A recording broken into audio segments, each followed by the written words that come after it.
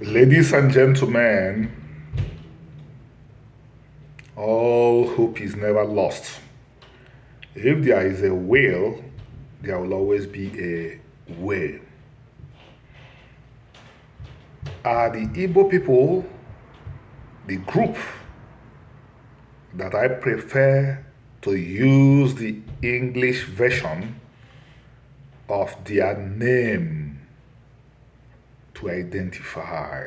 That is Hebrew. Are they a lost cause? No.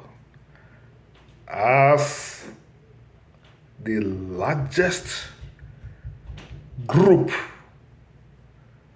of the children of Abraham, the Hebrew patriarch, a remnant amongst them will survive, and we are beginning to see that remnant aggregating themselves in the group called the Menana Defenders.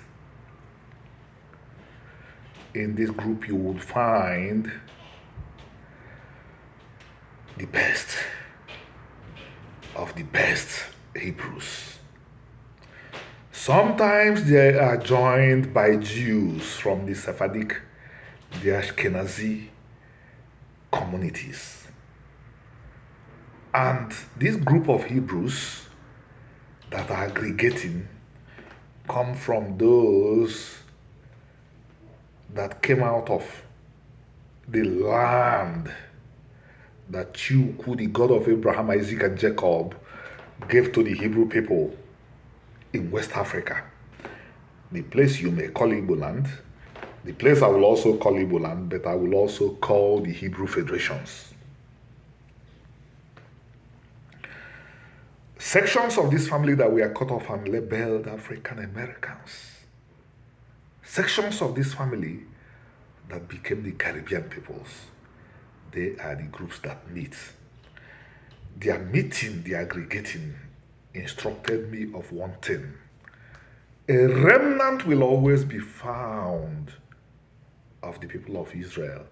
That is why the branch of the family that became known as the Jews, the Ashkenazi, rose from the ashes of the Holocaust.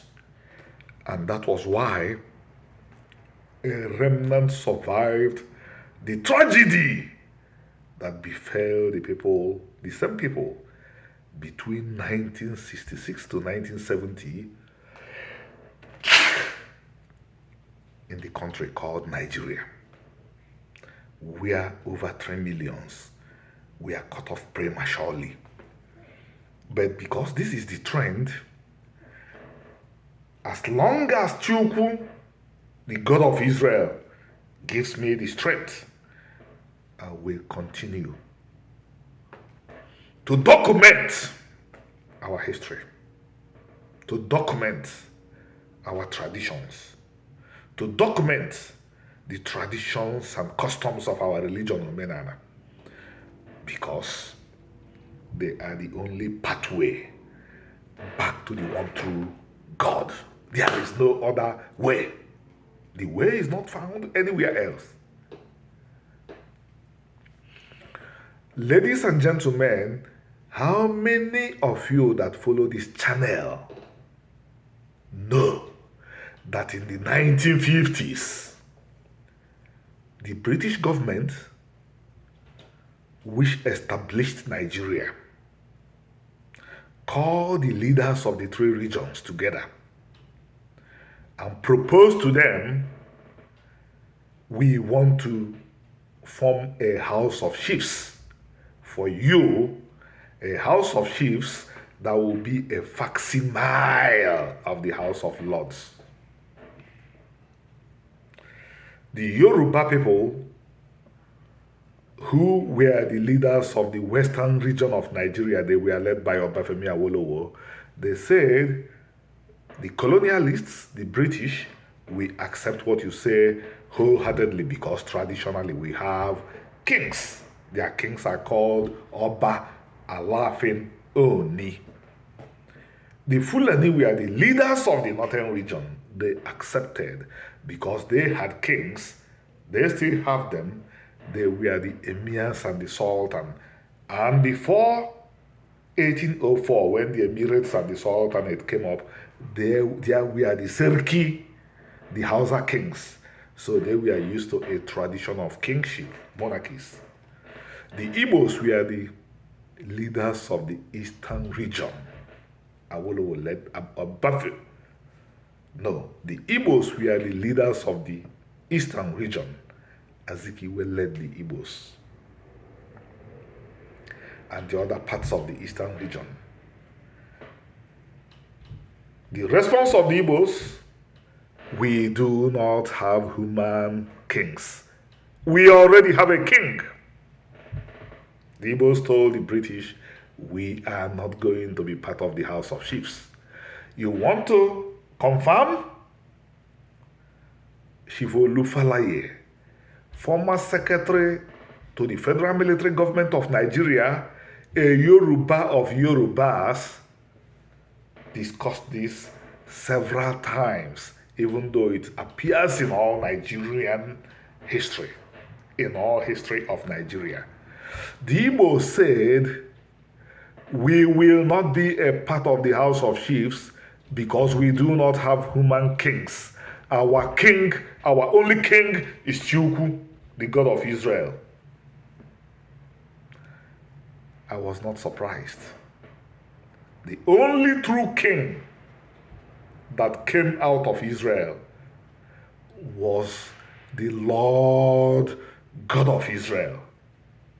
The traditions of leadership that God gave the Israelites was the priesthood, the position of the elders, the prophets, and the judges.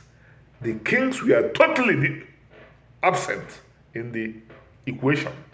The kings were not supposed to be part of it, but because Chukwu, the omnipresent, the omnipotent, the forever seeing all, knew that his people would be looking with longing eyes at the neighbors.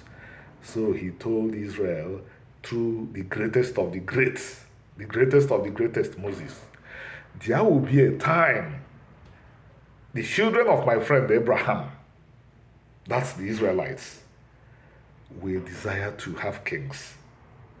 Well, because God is a God of freedom. God is a God who allows human beings to make a choice.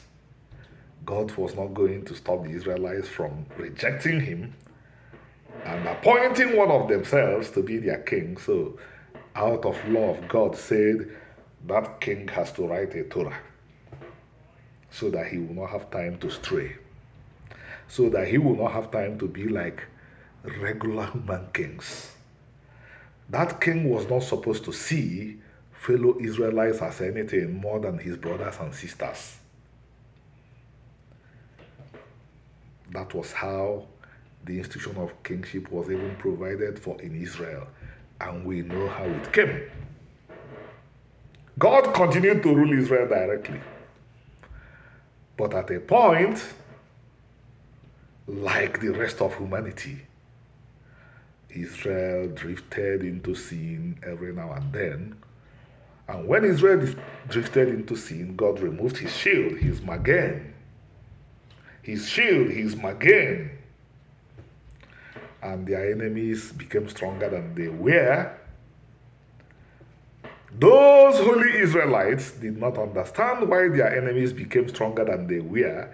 They thought that they were not strong because they did not have a king like their neighbors had. So they came to the prophet that was in charge then.